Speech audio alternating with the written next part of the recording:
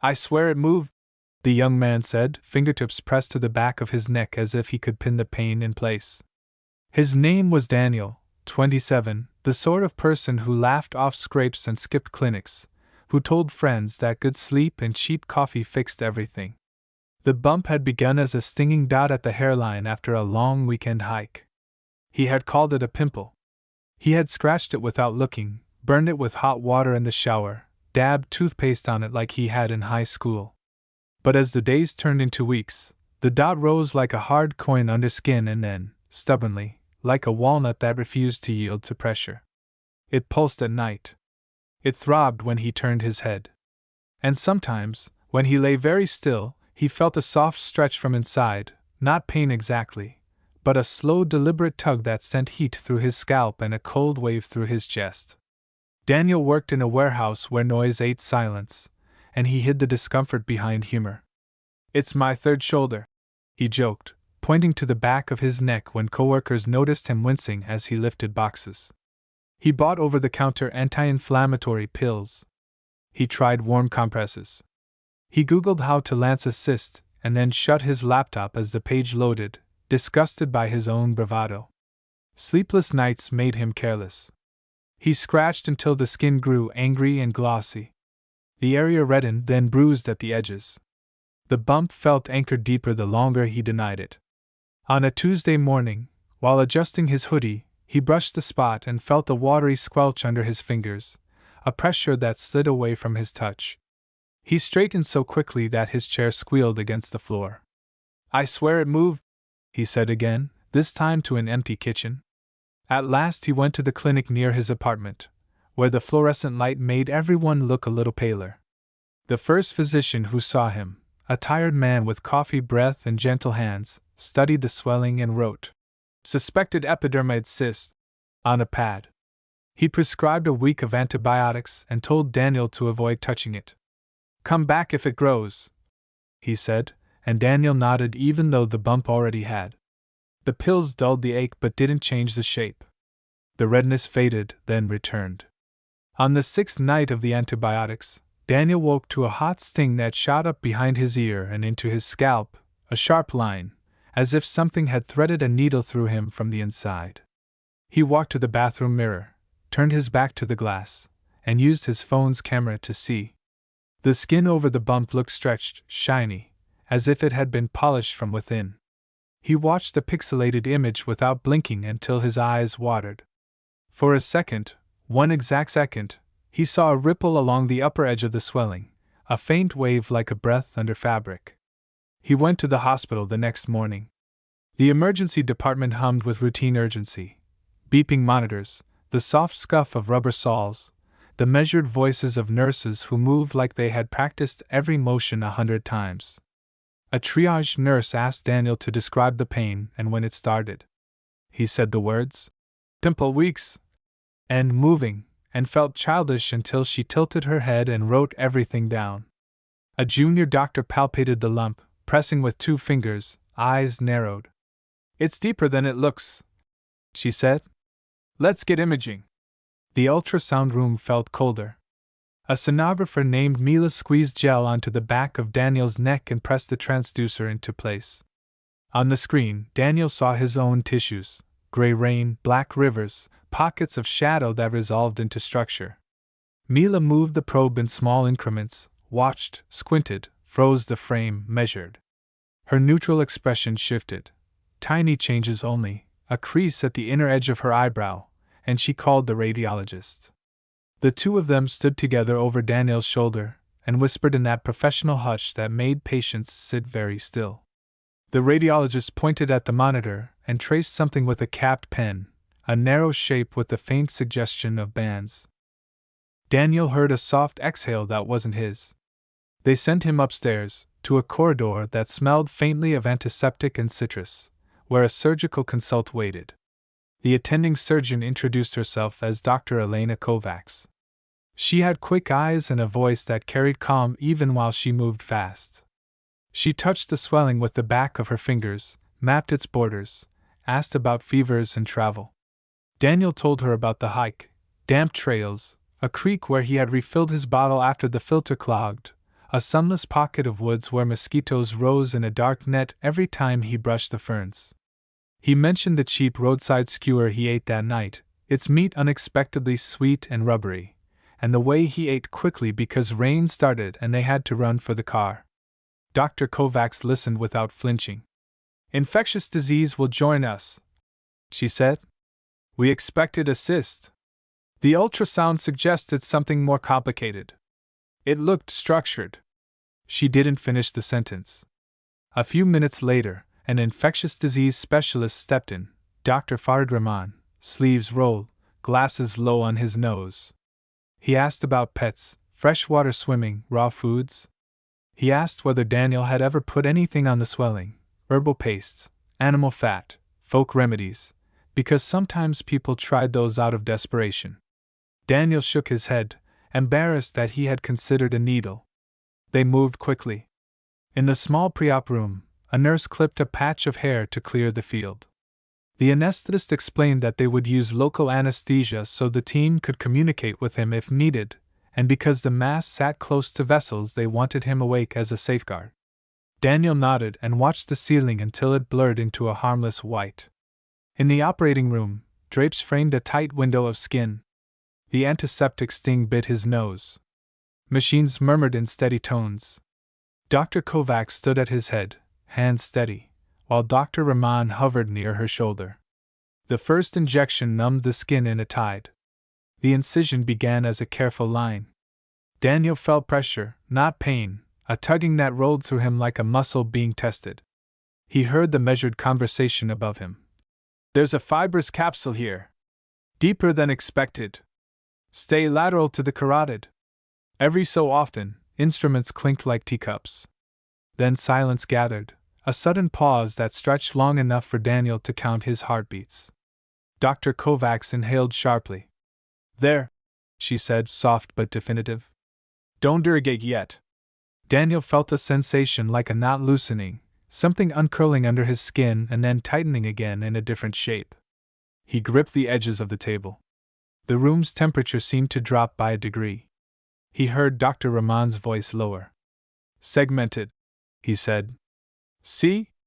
That's not sebaceous." There was a word no one said at first. They moved in a choreography of caution. A retractor lifted tissue, a suction tip whispered. Someone adjusted the light so fiercely that the metal arm creaked. "It's adherent along this plane," Dr. Kovacs said. "If it tears—" She didn't finish. Daniel imagined all the terrible things a torn thing could do inside a human neck. He breathed through his mouth and stared at the corner where the ceiling met the wall, a small imperfection in the paint that he used as a tether. When it happened, it felt like the smallest victory. "Got the anterior margin," Dr. Kovacs said so quietly that Daniel felt tears behind his eyes for reasons he didn't understand. Pressure eased, then returned, then eased again. "Move with it," Dr. Rahman said, and the advice sounded like something one might give to a dancer. They lifted an intact, pale ribbon of living matter from a pocket of Daniel's flesh, a thing that undulated once in the air as if surprised by the light. No one spoke for a long 2 seconds. Nurses who had seen everything leaned closer and then, with admirable discipline, leaned back. Dr. Rahman broke the silence first. "We needed to consider it," he said, voice even. "Sparganum. Pleurocercoid stage. It fits the ultrasound, it fits the track. No fragmentation." Thankfully. Daniel didn't see it. He saw faces, calm, focused, not frightened but intent. He heard the word, rare, and the word, larval, and the phrase, parasitic involvement deep to the subcutaneous layer. He felt the catheter line in the crook of his arm and the gentle touch of the nurse who squeezed his shoulder. He heard the sound of a metal bowl receiving something that should never have been in him.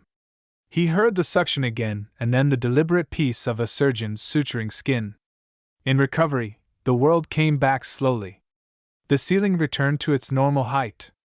The smell of antiseptic faded. Dr. Kovacs appeared at Daniel's side, mask dangling from one ear now, her eyes tired but kind. "You did well," she said. "We removed it in one piece. That matters." We sent it to pathology, but Dr. Rahman and I agreed the morphology looked like sparganosis, larval tapeworm, not the kind people imagine in intestines, but a tissue-invading stage. Rare, but not unheard of. How? Daniel asked, throat dry. There are routes, Dr. Rahman said from the foot of the bed. Drinking unfiltered water where tiny copepods carried the parasite's earlier stage. Eating undercooked meat from certain intermediate hosts, frogs, snakes, less common here, but possible. Even placing raw animal flesh on skin as a poultice, which some traditional remedies use, rare, but reported. Your creek water, your roadside food, they stood out. We'll do blood work. We already sent the specimen. Daniel lay very still and replayed the hike. The smooth, cold rush of creek water poured quickly through a clogged filter housing, the hungry way he had chewed that night under a corrugated metal awning while rain hammered the roof. He remembered the sweet elastic bite and the way he didn't care what it was as long as it was hot and cheap.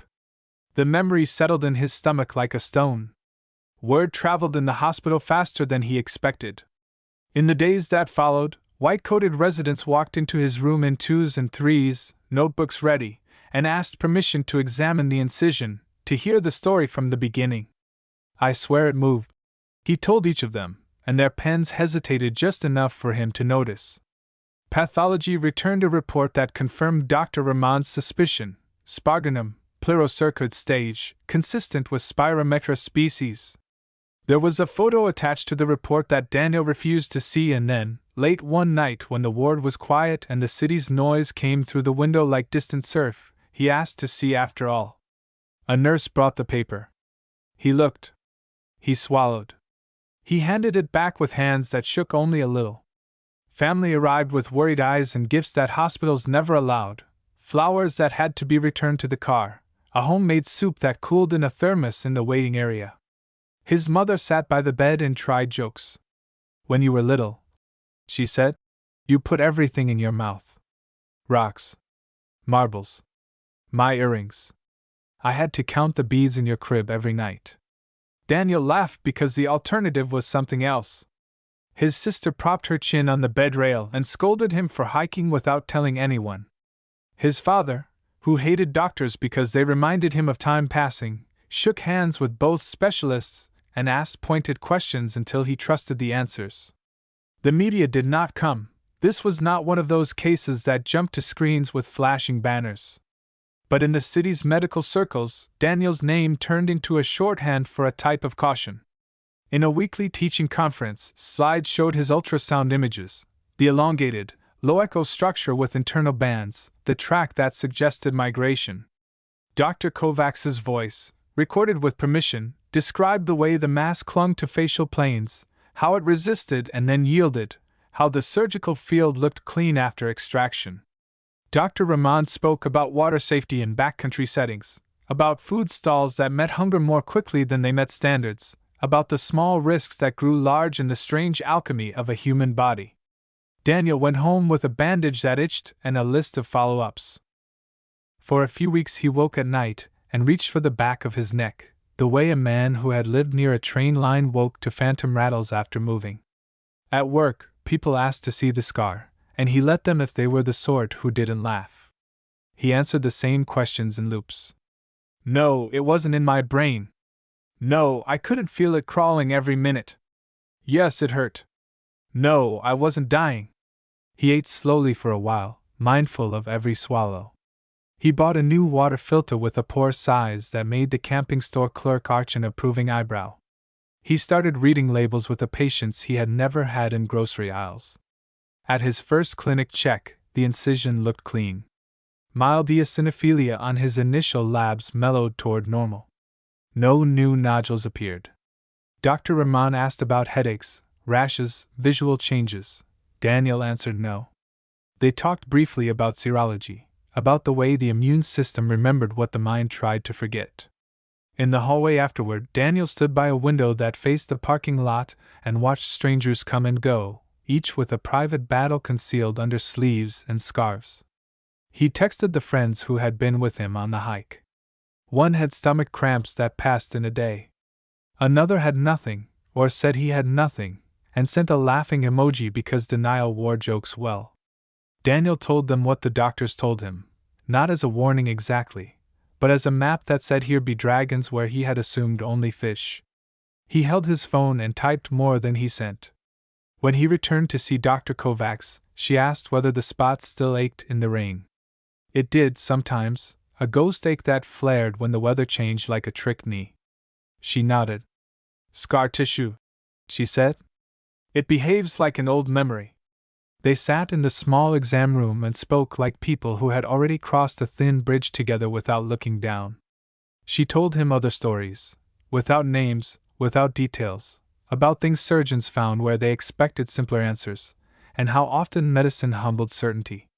Daniel left the hospital into a day that had that washed-clean look after a storm.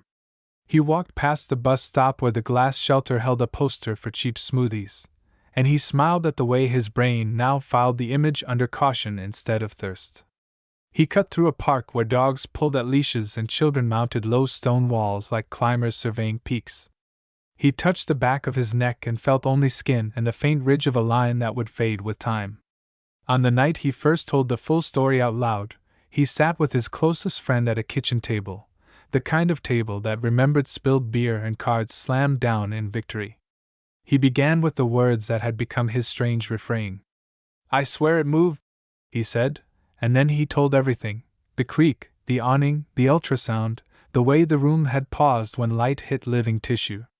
His friend listened without interrupting, eyes steady, jaw set in sympathy at the right times. When Daniel finished, the room felt larger, as if the story had been a weight he could set down between them.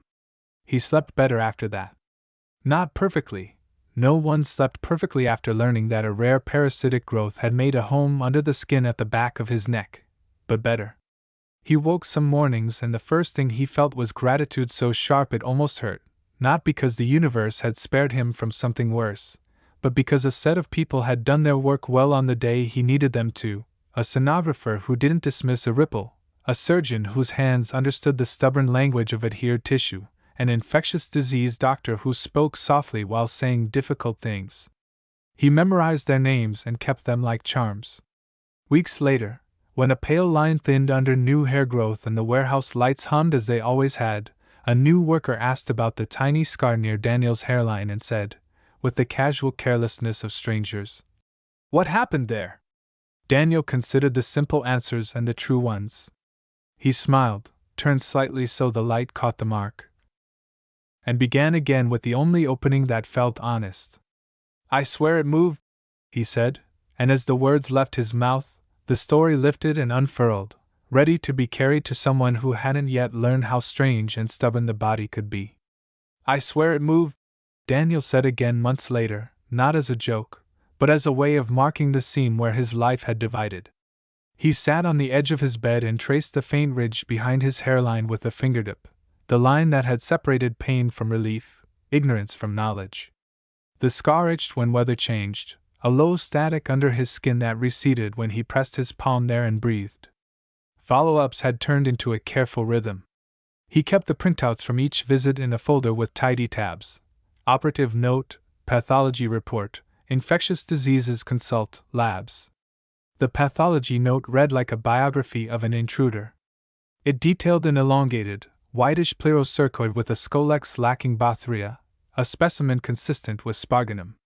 It described fibrous tissue reaction in the surrounding plane, chronic inflammation with eosinophils, and a narrow tract that suggested slow migration through subcutaneous tissue. The parasitology lab had mounted a small section and photographed the internal bands. Daniel saw them once and then closed the envelope. The infectious diseases note summarized likely routes of exposure and underlined a sentence that Daniel returned to again and again.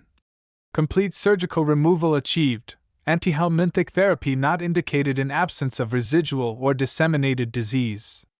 At his next appointment, Dr. Rahman reviewed serologies by the window, the light behind him turning his chart into a pale square. Eosinophils hovered near high normal, not alarming anymore. C-reactive protein had slid toward baseline. There were no new nodules, no neurological signs, no ophthalmologic complaints. If there had been residual larvae, he said gently. We would have seen signs by now. You did the important thing by coming in when the sensation changed. Daniel nodded, though the admission carried a pinch of shame that he had waited as long as he had. One afternoon, a public health nurse named Svetlana called and asked permission to visit. She arrived with a calm manner and a canvas bag of pamphlets. They sat at Daniel's dining table, where a pale rectangle marked the spot a hot pan had scarred years earlier, and they walked through the hike in careful steps. Svetlana drew a map from memory and turned it toward him. The creek you described had a small community upstream, she said. Farm runoff moved through there. We logged a couple of gastrointestinal clusters after a storm. Nothing dramatic, but enough to pay attention. She asked about the roadside stall, the meat he had eaten under the awning, whether he remembered the shape of the skewers or the way the vendor had stored them. He closed his eyes and summoned the image: a shallow metal tray, pink flesh with thin white lines, a cutting board that had seen too many nights. Frog, maybe, she said, not accusing, just mapping possibilities. Snake, less likely here, but sold sometimes as novelty.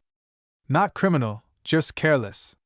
She thanked him for the detail, left a brochure about backcountry water safety that felt like closing the barn door after the horse had gone, and promised to nudge the county about signage along the trail. When she left, Daniel watched her cross the courtyard with the same steadiness she had carried through the questions, and felt, oddly, less alone. He returned to work and found that the warehouse had rearranged itself during his absence in the way workplaces always did: a new foreman, a broken radio replaced by another that played a different station, a forklift with a groan he could identify from halfway across the floor. People asked gentle questions. Robbie, who had laughed at everything for years, stopped laughing and listened. Mina brought a stack of sterile wipes and said nothing at all, which somehow felt like the kindest thing. At lunch, someone told a story about a splinter that turned into an infection and ended in an ugly scar, and everybody pulled their sleeves down in a reflex that looked like prayer. His mother started leaving grocery clippings on his counter. Articles about boiling water, charts about safe cooking temperatures, a photo of a field stove beside a tent. Daniel smiled and kept them. He bought a ceramic kettle and a camp filter with a pour size so small it sounded like a rumor. On weekends he stood at his sink and learned to be slow in a way he had never been before, rinsing fruit under a stream that ran and ran without his attention sliding elsewhere. The hospital did not fade. He returned for suture checks, then scar checks, then a 6-week visit that felt more like a conversation than an exam. Dr. Kovacs peeled away the edge of a new bandage one morning and studied the healing line. Softening, she said. You're doing the massage? He nodded. She showed him again anyway. 2 fingers, small circles, an oil so ordinary he would forget its name and remember only its scent. She asked about pain at the extremes of motion. He turned his head to the left, to the right, until tendon whispered under skin. Scar tissue behaved, she said, as if the body were a creature that sometimes listened and sometimes wandered off. When he surprised himself by thanking her for how she had spoken in the room that day, without panic, without theater, she shook her head. We try to make the room quiet, she said. When the inside of a person is loud. At the request of a resident who had been in the operating room, he agreed to speak at a morning case conference. He stood behind a podium that had been scuffed by decades of shoes and told the story the way the doctors wanted to hear it: onset, progression, interventions, outcomes. He said, pruritus, fluctuance, ultrasound capsule. Words that felt borrowed but fit. He watched the row of faces tilt toward the screen when the ultrasound image appeared. He said the line that every student wrote down. It felt like it moved. After the talk, a senior radiologist patted his shoulder and said, People teach us. We pretend we teach people, but the arrow runs both ways. It rang in Daniel's ears on the walk home, the way a bell rang after the clapper had stilled. A month later, a small itch bloomed on his shoulder blade. It was nothing, there had been hundreds like it in the unremarkable years before, but his heart misfired and his breath went tight in his throat.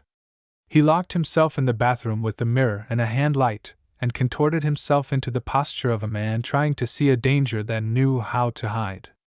The skin looked ordinary, the hair lay in quiet swirls, there was no swelling, no redness, no trace of a track. Still, he didn't sleep well that night. The next afternoon he walked into the clinic without an appointment, and apologized for being dramatic. The nurse smiled. "You earned drama," she said, and she meant it. A physician assistant examined the patch with kind rigor, pressed gently, and shook her head. "Folliculitis," she said. "Shower after work. Switch shirts more often. If you want to be extra careful, use an antibacterial wash for a week." It felt, absurdly, like a victory bigger than it deserved.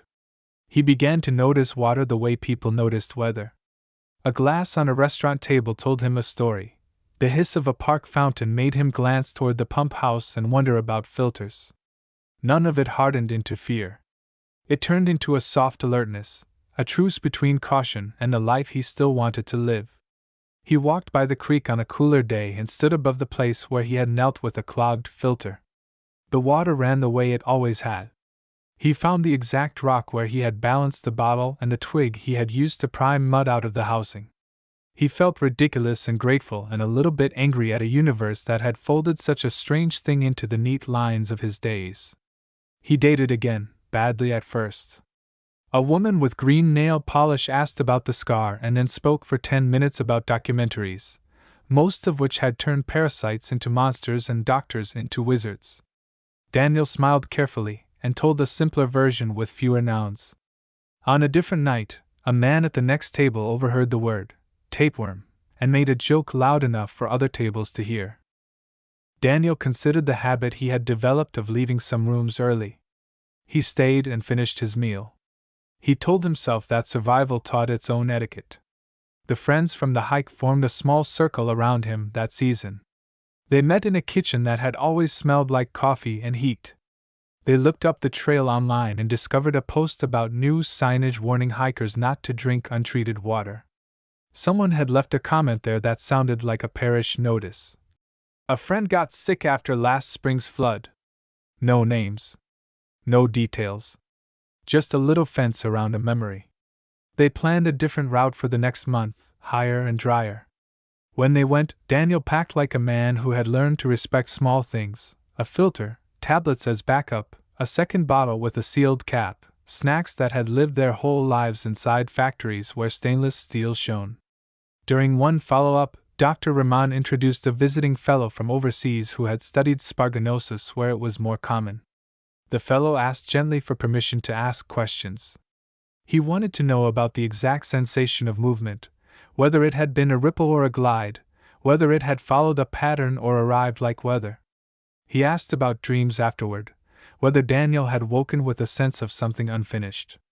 Daniel answered each question as if he were placing stones in a line. He said the movement had felt deliberate but slow, a weight shifting inside a closed hand. He said he had dreamed of rivers that ran under floors. The fellow nodded as if these were data and not the strange private poetry of healing. Months passed. Hair grew over the line until the scar looked like an idea more than a mark. Daniel lifted boxes and learned to turn his head without thinking.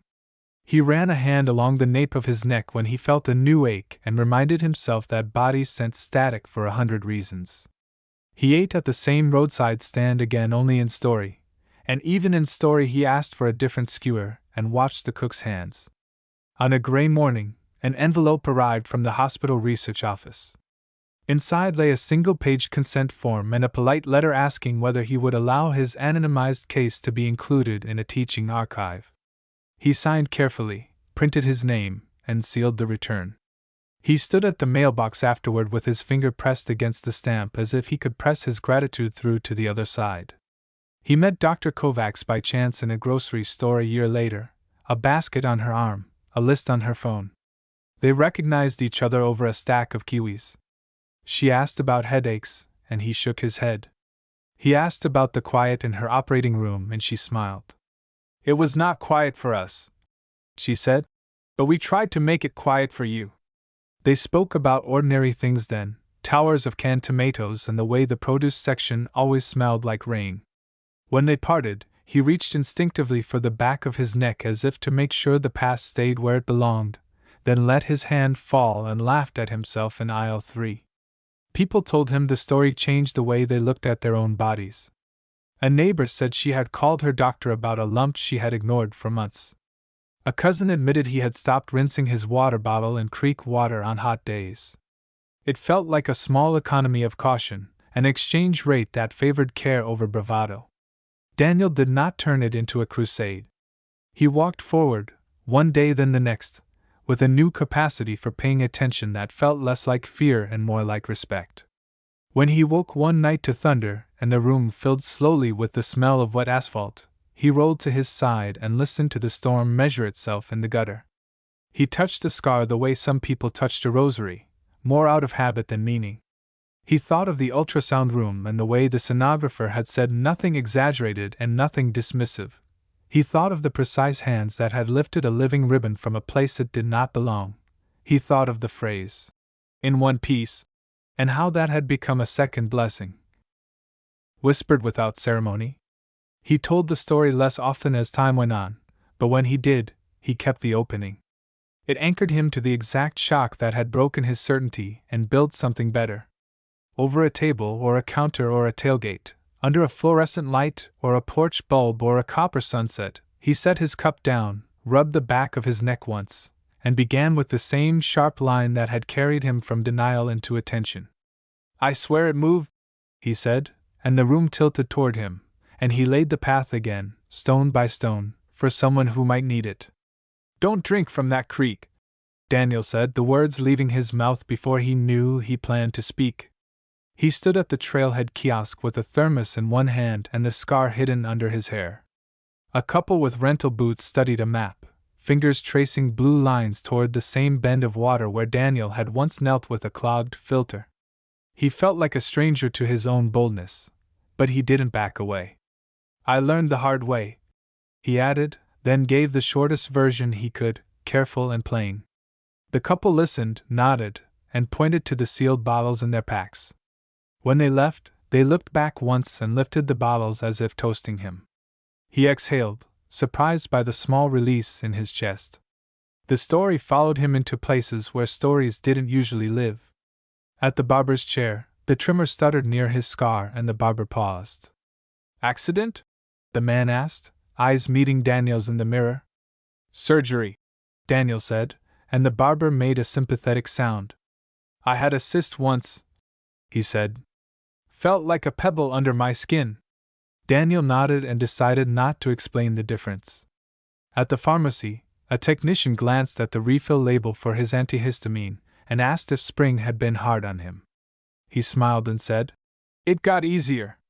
He showed up for one more appointment at the hospital, not strictly necessary according to the schedule, but recommended by Dr. Rahman, an ophthalmology exam to be certain nothing had wandered anywhere it shouldn't have. In the waiting room, chairs faced a fish tank where a single lazy angelfish drifted like a paper kite. A child pressed a hand to the glass and whispered secrets to the fish, the way children invented loyalties in rooms that smelled like hand sanitizer. Daniel let the soft absurdity of it rest in him. The ophthalmologist, a woman with steady hands named Dr. Chin, dilated his pupils and asked him to rest his chin on a device that looked friendlier than it felt. The light felt bright enough to carve something out of him. She studied the retina with a patience that did not break, tracing vessels the way a cartographer traced rivers. "No tracks," she said at last. "No lesions. No signs of migration or inflammation." The relief washed him cleanly, not dramatic, just total. He thanked her and blinked in the corridor, sunglasses on indoors like a cliché he found himself grateful to become. In the cafeteria afterward, Daniel spotted Dr. Kovacs at a corner table with a tray holding a small mountain of steamed broccoli and a coffee that had gone cool. He lifted a hand. She waved him over. "How are your mornings?" she asked, which was her way of asking about the residue fear left behind after it stopped being useful. "Quieter," he said. She smiled. "Good. Fear demanded too much rent for that space." He told her about the ophthalmology exam, and she nodded as if she had expected nothing else but liked hearing it confirmed. A notice board on the cafeteria wall held flyers for support groups and safety classes. One had been printed on a home printer and skewed in the copier so the margins slanted. Backcountry Water Workshop. Learn to keep your gut happy. Someone had written a phone number in careful block print at the bottom. Daniel pulled the tab down on reflex. 2 weeks later, he stood in a community center with a whiteboard and a borrowed camping filter arranged like a prop. He didn't plan to teach. He planned to sit in the back and listen. But the organizer, a soft-spoken volunteer named Armin, recognized him from a brief mention in a hospital's education newsletter. "You're Daniel, right?" Armin said. "Would you mind starting us off?" The group, 10 people with boots that had touched more mud than most, turned their faces to him. He cleared his throat and told a clean version again, this time with the practical beats highlighted: filter failure, unverified food, the ripple under skin, the ultrasound, the extraction in one piece. He pointed to the filter's poor size on the box and said the number out loud. He felt ridiculous saying a number like it could be incantation, and then realized that, for him, it had become exactly that. Armin asked for questions. An older woman in a fleece vest asked about tablets versus filters. A man with a sleeve of tattoos asked if boiling for 5 minutes was overkill. A teenager at the back wanted to know if drinking from a waterfall changed anything. Daniel answered along with Armin, being careful to say, "What helped me?" instead of, "What you should do." No one needed another general commanding their piece. When the workshop ended, a nurse from a rural clinic approached and asked if he would be willing to speak to her staff someday. He said yes before the fear of usefulness could make him hesitate. One evening, an email slipped into his inbox from an address he didn't recognize. The subject read, "Your story helped my brother." Inside, a woman named Lila explained that her brother had watched a recording of the teaching conference where Daniel had given permission for his case to be anonymized. Weeks later, when Lila's brother noticed a small moving sensation near his hip after a fishing trip and a habit of rinsing his water bottle in lake water, he had insisted on an ultrasound instead of settling for a diagnosis that didn't account for that exact, unnerving feeling. The email didn't mention surgery or drama. It spoke calmly of a clinic visit that ended with an early diagnosis and a small incision. "He said your sentence. I swear it moved, and the doctor listened," Lila wrote. Daniel stared at the screen until the words blurred, then wrote back with a thank you that felt smaller than what he had been given. In the warehouse, summer pressed heat down like a hand. Sweat made t-shirts cling to the back of necks and turned conversations into shorter, more functional shapes.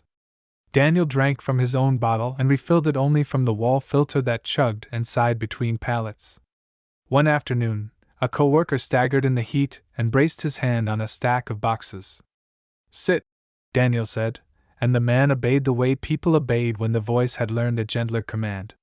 Daniel poured water into a paper cup and watched the man sip. He thought, with a half-smile he didn't show, that this was how influence lived when it was behaving itself, quietly, in paper cups. Insurance mailed a statement that made sense only after he sat with it for a while and gathered all the paperwork into a neat stack. A line item labeled, "Foreign body excision," sat beside another labeled, "Pathology, surgical specimen," and an amount that he had already paid but disliked seeing again. He called the number and waited through a piano loop that sounded hand-me-down. A woman named Teresa answered and explained the column where in-network and out-of-network fought their dull wars.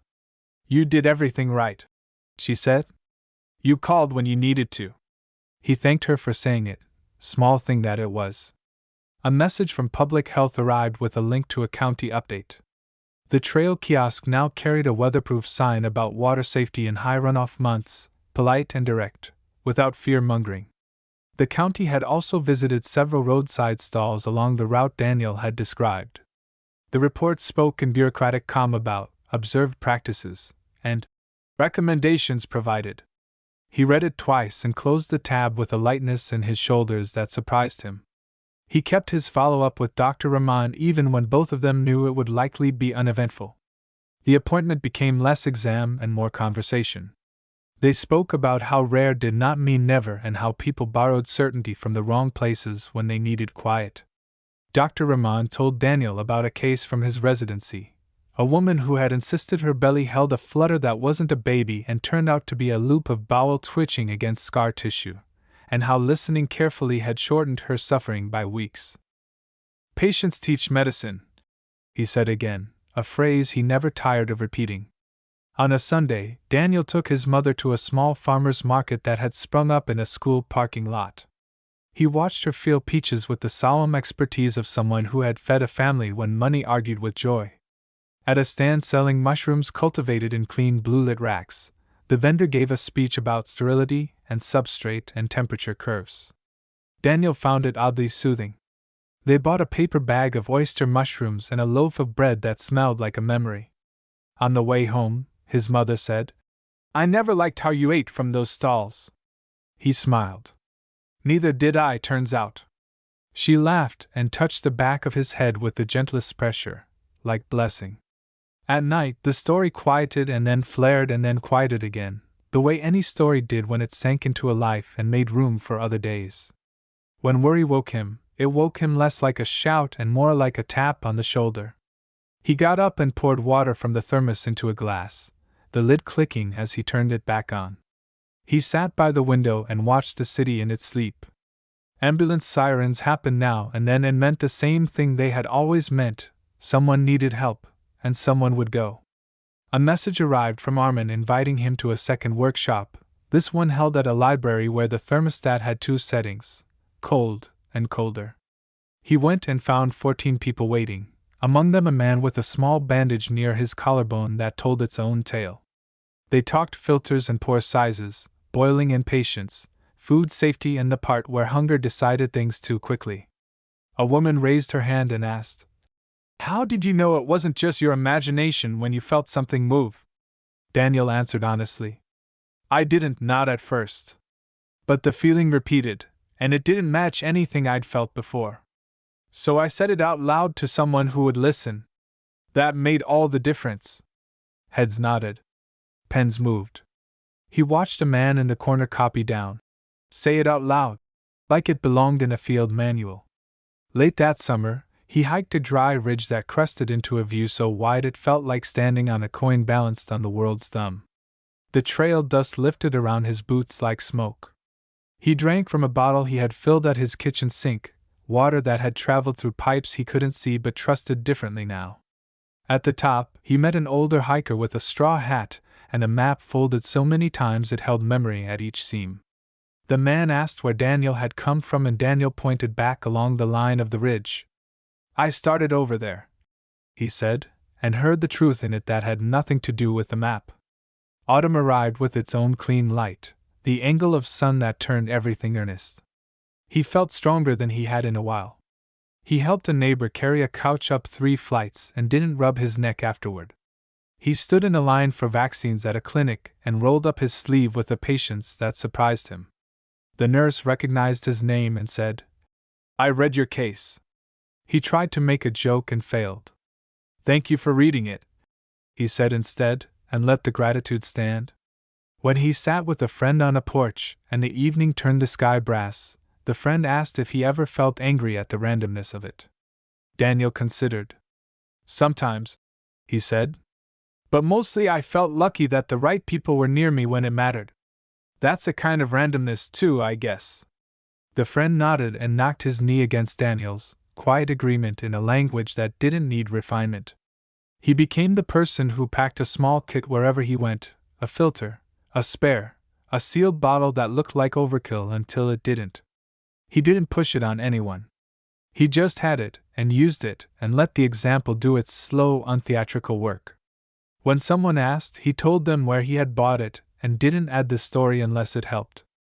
On a cool night after rain, he felt the faintest current of ache along his scar, the kind of ache that weather threaded into old tissue. He touched it and said, quietly to the empty room, "I hear you." He did not mean the parasite, there was nothing left of that, but the body itself, the way it kept a ledger no one else saw. He lay back and listened to the hum in the walls and the softer hum of his own blood. He slept. He kept the same opening for anyone who needed the door held open. At a clinic class, at a trailhead, At a kitchen table, at a workbench where someone's forearm showed a new line of stitches, he made room and started where truth started for him. "I swear it moved," Daniel said, and each time the words steadied rather than shook him, and each time the faces near him leaned closer, not for fear, but for the ordinary courage of listening all the way through. "I swear it moved," Daniel said to the small circle of nurses at the community clinic, his palm unconsciously cupped at the base of his skull like he was steadying an invisible weight. He had been invited as a guest for their monthly in-service, the one where they traded practical stories that didn't always fit neatly into textbooks. The air smelled faintly of copier toner and lemon cleaner. A laminated poster about hand hygiene hung crooked on the wall, and a tray of supermarket cookies sweated under plastic wrap. He didn't bother with theatrics. He laid the path plainly: hike, creak, clogged filter, the weird ripple, the ultrasound that changed the room, and then he said the line he always came back to. "It mattered that I said it out loud to someone who listened." A nurse with tired eyes and a name badge that read Laura lifted a hand. "People say it's probably nothing even when they're terrified," she said. "What helped you push past that?" Daniel glanced at the coffee in his paper cup as if the answer might float there. "Honestly," he said. The feeling repeated. "It wasn't random. It taught me its own pattern. And I was done being brave in the wrong direction." When he left the clinic, the afternoon had tipped toward gold. Daniel walked a slow block and felt the tug of old habit. His fingers drifted toward the back of his neck, then stopped midair and fell. He bought a bottle of water even though he didn't need one and watched the seal break with a small, private satisfaction. The cashier, a teenager with chipped black nail polish, asked what the scar near his hairline was from without any preface, the way the young sometimes skipped the courtesy step and landed on curiosity. "Surgery," Daniel said, easy now. "A rare parasite tried to rent space. Got evicted." The kid blinked, then grinned. "Metal," he said. Daniel laughed in spite of himself and stepped back out into the light. For all the ways his life had softened, the warehouse still demanded practical strength. Pallets didn't care that people had survived unusual surgeries. Forklifts sang the same diesel hymn. On a Monday that felt like a Wednesday, Robbie misstepped and dragged his forearm against the rough edge of a crate. The gouge was superficial but messy. "It's nothing," Robbie said, already reaching for a rag that had seen better days. Daniel caught his wrist gently.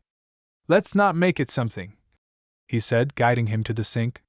He pulled a small kit from his bag: alcohol wipes, sterile gauze, a tiny bottle of saline. Robbie arched an eyebrow. "You a scout now?" Daniel shrugged. "Just someone who learned the long way around." By the time the saline ran clear, the cut had stopped bleeding. They taped gauze in place with a clean firmness that felt like punctuation. Robbie flexed and whistled. "Look at you," he said. "Medic." Daniel shook his head. "No. Just awake." At his next follow-up, Dr. Rahman had a fellow with him again, this time a quiet woman named Imani who took notes with the care of someone transcribing a favorite song. They reviewed his chart like it was a map they already knew. No new nodules, lab steady, no rash, no ocular symptoms, the scar behaving like a line that remembered but didn't insist. Dr. Rahman asked about sleep. Daniel said it was mostly good, with a few nights of weatherache and a recurring dream that didn't bother him anymore. Rivers under floors that now ran clear instead of murky. "That's a better dream, Dr. Rahman said, smiling with his eyes. "Brains learn." Imani asked the question residents loved. "If you could move the moment you sought care earlier, which sign would you tell your past self not to ignore?" Daniel didn't hesitate. "The ripple," he said. "The exact sensation of a shift. Pain I can rationalize. A movement I can't see? That's a sentence you say to someone with a machine." Imani nodded, wrote it down almost verbatim, and underlined it. Downstairs, in the hospital cafe, he caught sight of Mila, the sonographer whose steady hands had first persuaded the screen to tell them the truth. She recognized him and smiled the way clinicians did when a patient returned walking and laughing. "You look taller," she said, an odd compliment that somehow landed exactly right. He thanked her. They sat for 10 minutes with tea they didn't really want and traded headlines from their lives. Mila mentioned that she had started teaching new techs how to narrate what they saw out loud for patients without overpromising or minimizing. "You taught me that," she said. "You looked at the screen because you needed to be part of the seeing." Daniel felt a warmth that wasn't embarrassment or pride, but a strange sibling of both. "You held the silence well," he said. "Not all silences are kind." A week later, a text pinged his phone at midnight. It was Mina from the warehouse, who never asked for anything unless she had already tried to fix it herself. "Sorry late," she wrote. "Weird lump under jaw. Not big, sometimes tender. Don't want to be dramatic." Daniel stared at the screen and felt the old electricity prickle along his shoulders. Not panic, not even fear, but an alertness he had learned to trust. He didn't diagnose. He didn't dump his story on her. He wrote, "Get seen. Say exactly what you feel. I'll drive if you want." She responded with a thumbs up that looked inadequate to the moment, but 10 minutes later another message arrived. "Clinic opens at 8. Hold me to it." He met Mina at 7:45 with coffee and a bag of pretzels either of them wanted. He sat in the stale magazine air of the waiting room while she saw a nurse practitioner who palpated beneath her jaw, asked good questions, and ordered an ultrasound for the afternoon, not because anyone whispered the word parasite, but because tenderness plus persistence deserved a picture. The skin showed a reactive lymph node with the crisp hilar architecture they want to see. No masses. No track. No mystery. Mina laughed in the parking lot, the kind of laughter people use to release small fears. "You turned me into a person who checks," she said. "Good," Daniel said. "I'm trying to be one too." His mother, who worried by profession and loved like it was a set of rules that saved lives, had started attending a Tai Chi class at the senior center. She dragged Daniel along once, insisting he needed it for his mind buzz. In the echoing gym, a retired park ranger named Paul guided them through slow arcs and patient spirals. Daniel's neck loosened under movements he couldn't name. During a break, Paul asked what brought him to Tai Chi. "A scar that sometimes argues with the weather," Daniel said. Paul nodded like he had been waiting for that answer all his life. "Bodies keep journals," he said. "We can learn to read our own handwriting." An email from the county arrived with a link to a bulletin.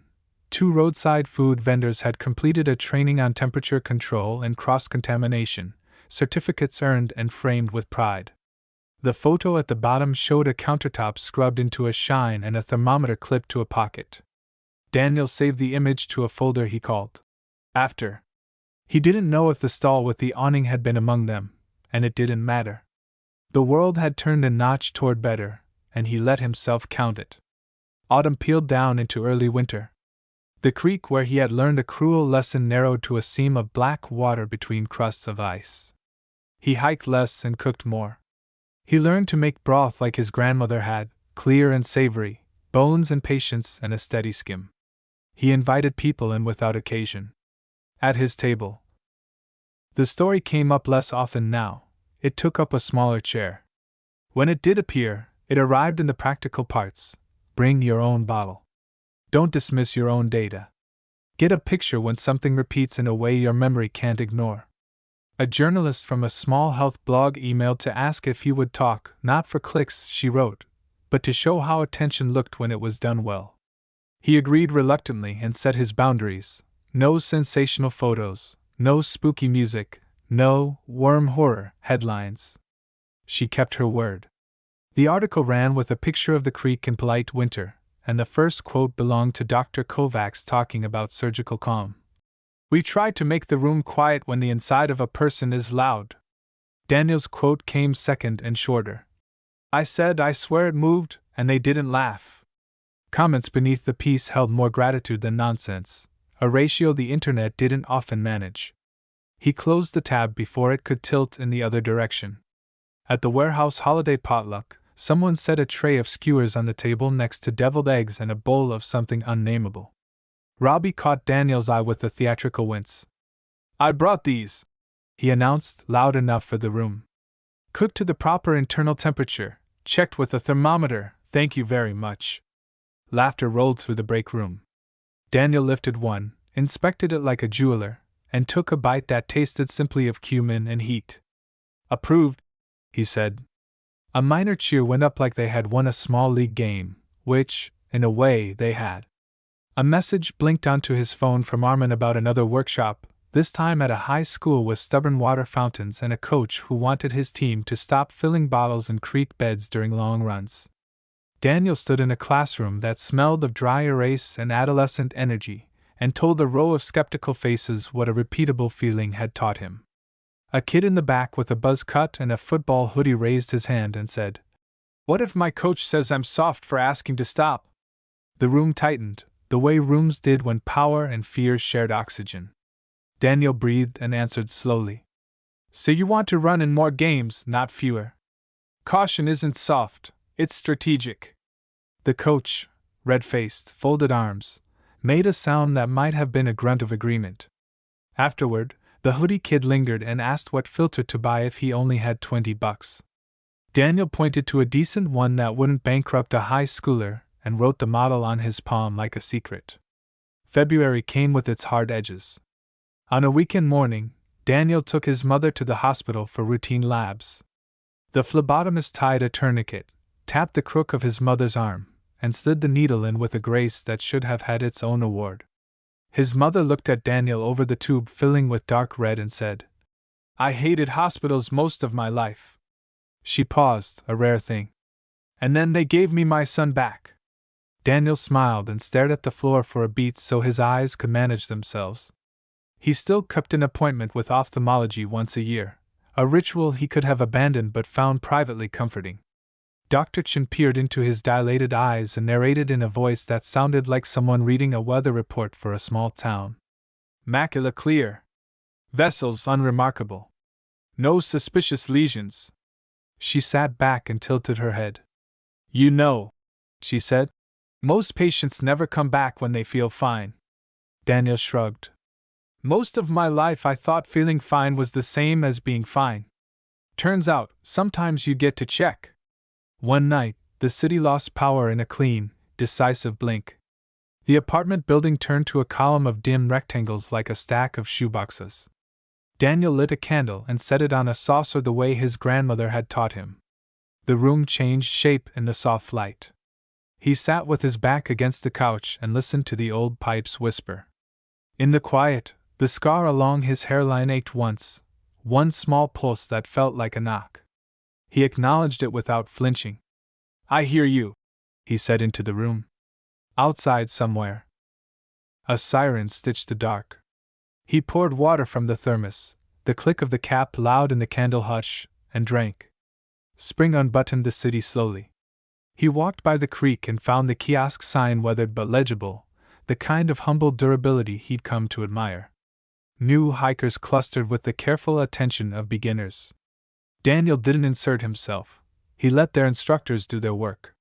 But when a man about his age knelt to rinse a bottle at the edge and hesitated, Daniel watched the decision happen, the bottle pulled back, the glance toward the pack, the hand reaching for a sealed one instead.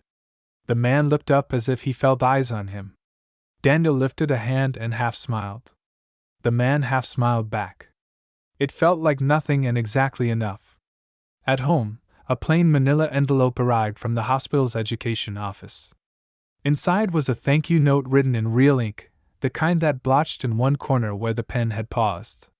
It included anonymized slides from a lecture where his ultrasound had once again helped teach the quiet art of suspicion.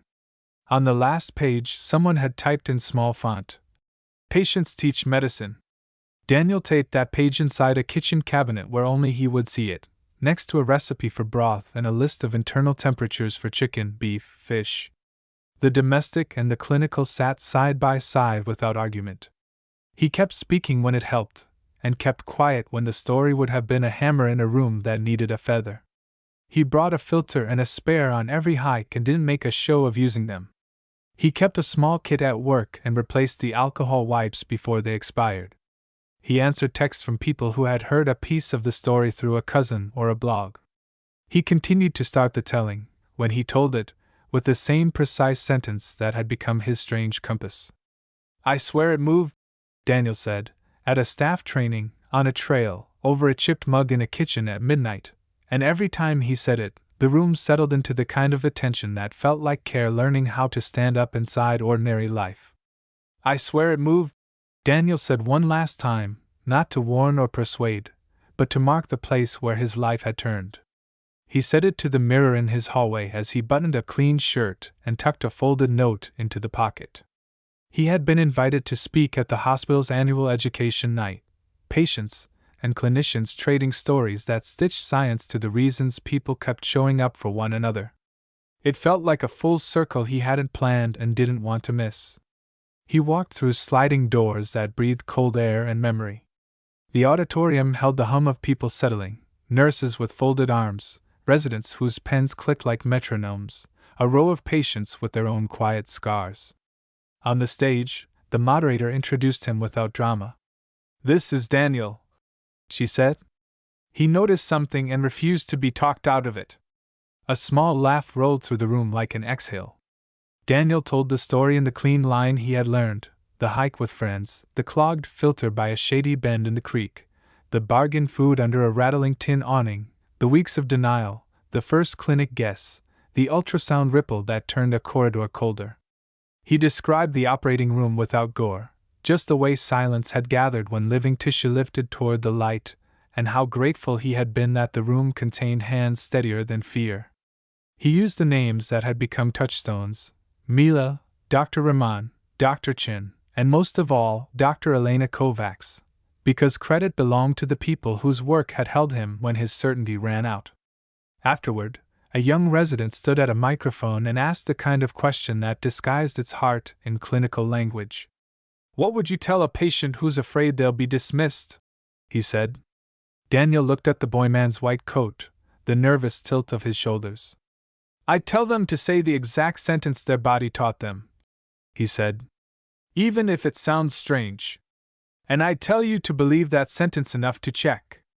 The resident nodded as if he had been given a key to a door he would open over and over. In the lobby, as people drifted toward elevators, Daniel felt a hand touch his sleeve. Dr. Kovacs stood there, a little winded from a day that had required more of her than usual. "You told it true," she said. He held out the note he had folded and refolded until the crease felt like a second scar. "It's not much," he said, stumbling, "but I wanted you to have this." It was a letter he had written on a plain sheet of paper the week his hair grew back enough to hide the line. "Thank you for making the room quiet. Thank you for lifting something out of me in one piece. Thank you for giving fear fewer places to live." She tucked it into her pocket without opening it, and nodded once, and that nod felt ceremonial enough to count. On his way out, near the cafe where oversteeped he went to die, he noticed a familiar face behind the counter of a small pop-up food stall set up for the event. The man turned and Daniel recognized the vendor from that rain-lashed night, older now, hair cut shorter, a clean apron and a thermometer clipped to his shirt. Their eyes met.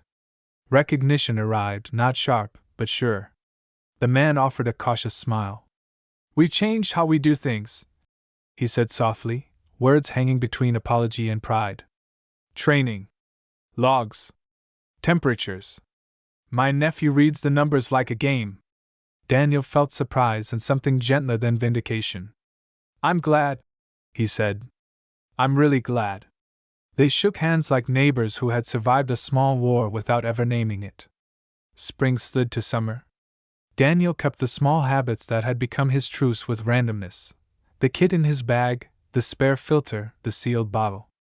He kept showing up when people asked: an early class at the library for trail leaders, a short talk to a high school team, a Saturday at the farmer's market where he stood beside a county table and answered questions about creek water and coolers. He said less each time and listened more, because the point had never been to make his story the loudest sound in the room. One afternoon he joined his mother for Tai Chi in the senior center gym. The retired park ranger, Paul, led them through a sequence that made his neck feel like a door hinge that had learned oil. During a break, Paul said, "You move easier now." Daniel nodded. "It took a while," he said. Some days it still takes a while. Paul pointed at the scar with a chin lift that asked a question without pushing it. Weather, Daniel said, tapping the line. It reminds me when rain's coming. Paul smiled. Barometers live everywhere. He met the warehouse crew for a picnic by a lake he no longer considered casually. Robbie showed off a new stove. Mina unveiled a cooler with internal dividers and wiped each surface like a ritual. People teased Daniel about his belt pouch until they wanted something from it. A wipe, a bandage, a tablet that made questionable spigot water less of a gamble. He watched a coworker almost dip a bottle at the dock and then stop, thinking, a private decision turning over in a private hand. That small pause felt like the best aftermath he could have asked for. For himself, the last piece he hadn't yet faced sat back where it all had begun, the creek. In late summer, he drove out early, air still cool enough to smell like clean metal. He parked in the lot where delivery vans sometimes idled, walked past the trailhead kiosk with its weathered sign about runoff and filtration, and followed the path under the same narrow shade. The creek lay in its shallow bed, brown-green and ordinary. He crouched on the rock where he had once balanced a broken filter and watched mayflies stitch sunlight to water. He hadn't come to dramatize anything. He had come to look, to let the place be exactly itself without the story stealing the whole view. He set a sealed bottle on the rock, unscrewed the cap, and drank. It tasted like nothing, which is what good water tasted like, and that small, blank goodness felt like a sacrament. He didn't speak. He didn't need to. Back at the apartment, a padded envelope waited in his mailbox. Inside lay a glossy booklet from the hospital's teaching archive. He flipped to a page where an ultrasound image showed an elongated shadow with faint internal bands and a caption beneath it in careful font. Do not ignore a patient's description of movement. The line beneath that read, Complete surgical removal achieved, no residual disease. He closed the booklet and leaned it against a stack of cookbooks, broth, bread, pies, like the chapter it belonged beside. A few weeks later, Mina confided over lunch that her father had been avoiding the doctor for a lump behind his knee. He says it's just age, she said, loading the phrase with all the weary love of a daughter who had already tried everything. Daniel offered to drive. The old man grumbled into the car and grumbled into the clinic, and then he watched with narrowed eyes as a kind sonographer narrated a baker's cyst without condescension, explained how and when it might need help, and how often it didn't. On the way home, the old man tapped his knee. Huh, he said. Feels better knowing what it is. Daniel smiled at the road. He had no sermon to add. Knowledge had done its quiet work. Seasons turned again. The scar softened to a pale thread he barely felt under new hair. Once in a while, a weather front came through and the line hummed like a plucked string. He pressed a palm there and breathed. The feeling passed. On a night heavy with summer rain, he lay in bed and listened to cars hiss along wet streets, and, for the first time in a long time, felt nothing tug under his skin, just the practiced peace of a body that had learned what it could live through. He cooked more. He learned a cinnamon bread his grandmother would have approved of and brought loaves to the clinic on days the staff looked like the world had been greedy with them. He donated to the hospital's education fund under no name but his own and checked a box that allowed them to use his case in future lessons. He showed up to lift boxes on moving days and to sit in waiting rooms when someone needed a quiet body nearby. He answered emails from strangers who had felt a ripple somewhere and been told to stop worrying. He wrote back with a sentence that rearranged what worry meant. Say exactly what you felt to someone who will listen. Asked for a picture. On the anniversary of the surgery, he invited the small circle who had formed around the story to his place. His mother, Mina, Robbie, a couple of trail friends who had learned to pack water like it mattered, Armin from the workshops, and late and tired but smiling, Dr. Rahman. They ate too much and laughed in the easy way of people who had carried one another's edges for a while. At the end of the night, after the last cups had been stacked and the door had closed on the last goodbyes, Daniel stood alone in the quiet kitchen. He touched the back of his neck, habit, not fear, and let his hand fall. He wrote a final note and taped it inside the cabinet door where he had kept the hospital page and the recipe for broth. It read, Pay attention. Speak up. Trust the hands that help. Then he turned out the light and went to bed. In the morning, work waited, and the creek waited, and the small errands that braided a life waited. He didn't wake to dread anymore. He woke to the ordinary, which felt, to him, like grace. When someone new asked about the thin line near his hairline, he still began where truth had begun for him, because stories needed doors, and this one had only ever had one. I swear it moved, Daniel said, and after the brief flicker of surprise passed across the listener's face, he told the rest, not to frighten, not to dazzle, but to show how paying attention had given him back the plain, sturdy days he loved. Then he finished his coffee, shouldered his bag with the filter and the spare he rarely needed, and stepped into the good, unremarkable light.